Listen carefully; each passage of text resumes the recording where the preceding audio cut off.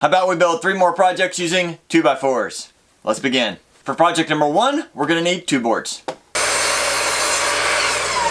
We need to cut 4 pieces to 23 inches and 4 pieces to 8 inches. Next, I'm going to grab my pocket hole jig. If you don't have one of these, I do recommend one of these for beginners. I'll put a link to it in the description if you want to purchase one. Now let's look at the 8-inch boards. We want to look at all sides, figure out which sides look the nicest, and that'll be the top. Then on the bottom, we're going to add 2 pocket holes going into each side.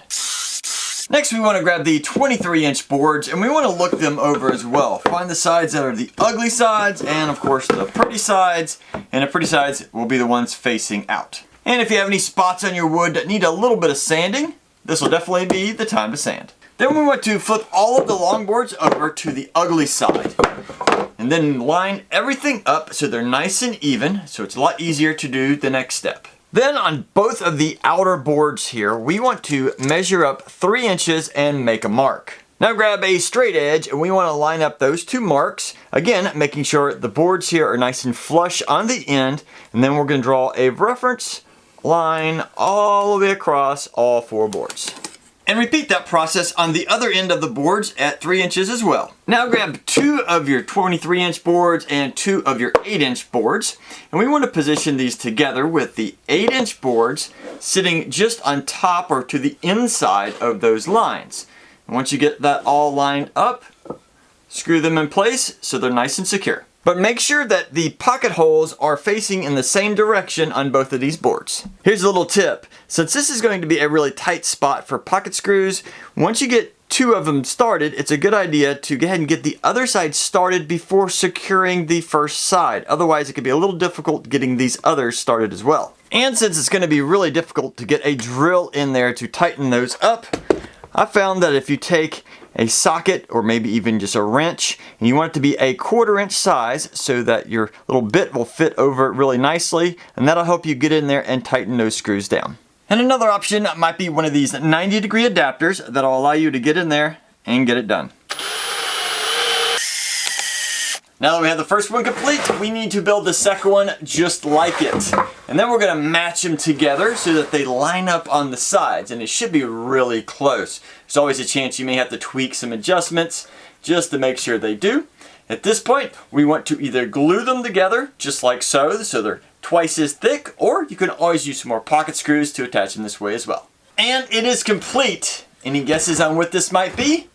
You said a little standalone display shelf. You are correct. There are a lot of things you can do with this. You can have some flowers on top and maybe some additional, statues or flowers down here. It actually fits really nicely. It looks pretty good with the flowers in there as well. This might be a little bit on the large side for it, but you could have something small. Now, I was actually inspired by this with somebody who made one with, I believe it was a 2x10 or 2x12, so it was a lot more solid going all the way across and probably looked a little bit better, so you might want to consider that as well.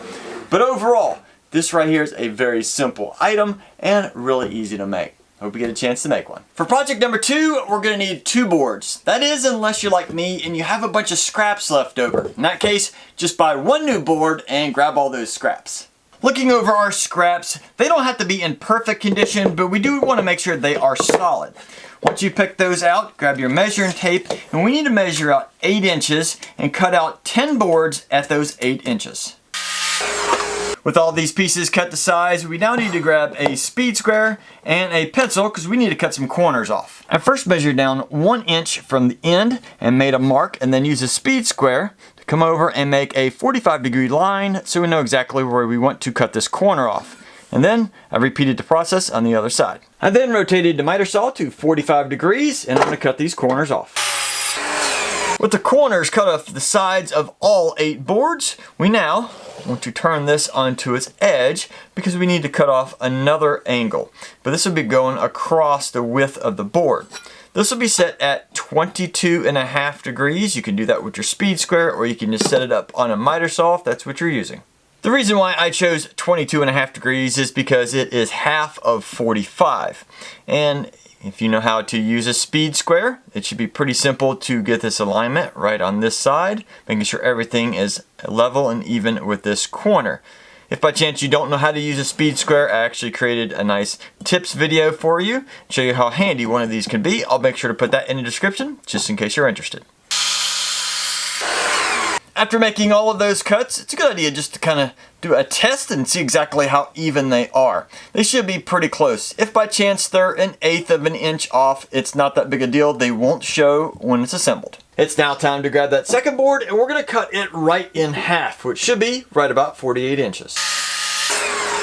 Once we have that board cut in half, you'll notice that the blocked off ends here, the squared off ends, don't look as nice as the 45-degree angles that we did on the previous pieces. So if you'd like, you can incorporate this into these. With everything now cut out, we're going to grab 5 of our small pieces and 1 of our long pieces, and we're going to set these to the side for just a moment. Then looking at the bottom of the long board, we want to grab one of the small 8-inch pieces and we want to align it so that it's angled toward the top of our board. So if you haven't figured out which side is the top and bottom, do that now so we can angle that towards the top. And to hold this in position, I'd strongly suggest using some wood glue and a couple screws to securely attach that in place. Once we get that first board securely fastened, grab your measuring tape and we want to measure up 8 inches from that corner.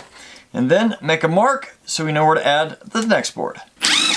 Now that I have that second board in place, I'm going to measure up again 8 inches, make a mark, add the third board, and then continue on that process till we have all 5 boards attached. And once you get that first one complete, you want to build a second one that looks identical to the first. And these pieces are now complete. Do you have any idea on what they might be?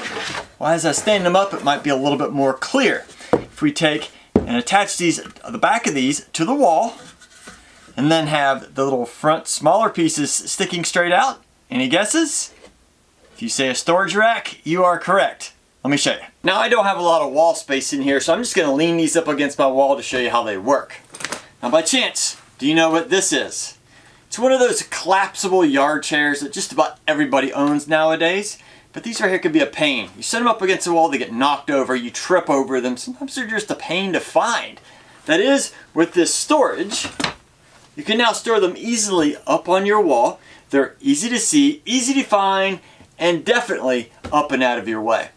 I hope you get a chance to make some of these. For project number 3, we're going to need 1 board. But this project's going to be going outside, so I would suggest using some pressure treated wood.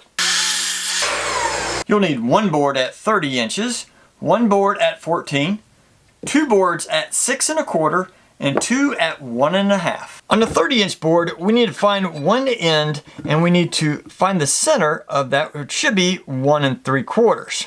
I then took the speed square and I lined it up with that half mark and I drew a line. So this will be a 45-degree line that goes from the center to the outside, and I repeated that on the other side. We're going to take this over to saw, cut that out so we can have a little spike here on the bottom. Next, grab your 14-inch board. We want to make a couple measurements. First, we want to measure in 2.5 inches and then measure across the board and make a mark halfway across. Then do the same on the other side, 2.5 and halfway across. Make a mark there too. Now at those 2 marks, I'm going to take a 3-inch hole saw and actually cut out a circle right here in the middle of these boards. Now if by chance you don't have a hole saw, you could always drill a hole with a bit and use a jigsaw to cut that out. Or if you don't have a jigsaw, you could use a coping saw to cut that out. But either of those will definitely take longer than using a hole saw. So if you have one, try and use it. With those now cut, let's take that 14-inch board and we're going to flip it up on its side. And then take the 30-inch board and we're going to flip it up on its side as well. Halfway across this board is going to be 7 inches, and I made a mark. And we're going to find halfway across this board and line those 2 marks up. And once they are nice and flush with each other, we're going to add 2 screws going in from the top to secure it in place. I'm then going to take the 1.5-inch boards and I'm going to place them right under that top board and secure those in place as well. You also may want to pre-drill these holes to help prevent cracking. Next, grab these 6 1/4-inch boards because we're going to attach them right here on the top of that 1.5. Now, if you were to drill right through here and add 2 screws going into the end grain, it probably wouldn't be very strong. So I'm actually going to use some pocket screws to attach it to the sideboard. You could always just try and drill it straight into there, and in the future, if those break out, you can attach it to the side later.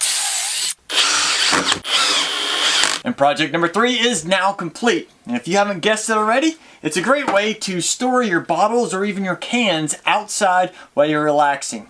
Now, of course, I put a little spike on the bottom so that you can bury this in the ground and it'll be nice and solid. To do that, I'd suggest taking another piece of the extra wood you have, put it on top before you hammer it down. That way it doesn't mess up the top of this board. But let's say you don't want to bury it in the ground. You could shorten this up just a little bit, add a couple legs, and it'll be nice and self-standing wherever you'd like. I hope you get a chance to make one. And there's 3 more great projects for beginners. Now, if you have any suggestions or ideas how to make these better, please put that in the comments. I'd love to hear about it. Plus, you'll help out a ton of other people. Otherwise, get out in your shop and have fun building.